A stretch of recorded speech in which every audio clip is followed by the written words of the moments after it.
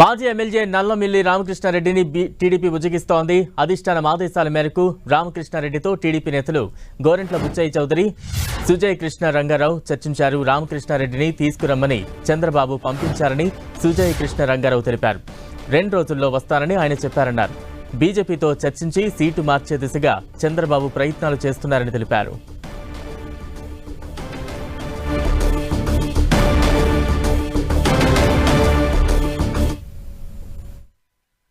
బీజేపీకి ఇచ్చే ఆలోచనలో ఉన్నారు.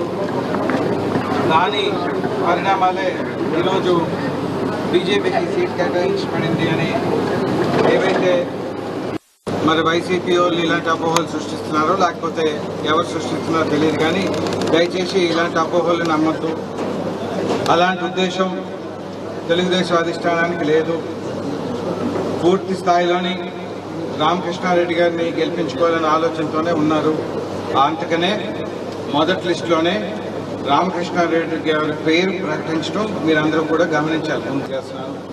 ఈరోజు స్వయంగా రామకృష్ణారెడ్డి గారికి మరి అధిష్టానం వారి దగ్గరికి వచ్చి రామకృష్ణారెడ్డి గారికి మన వారు ఏం చేయబోతున్నారు ఏంటి అనేది కూడా చెప్పాలన్న ఆలోచనతో రామకృష్ణారెడ్డి గారికి కౌరు నా ద్వారా రావడం జరిగింది.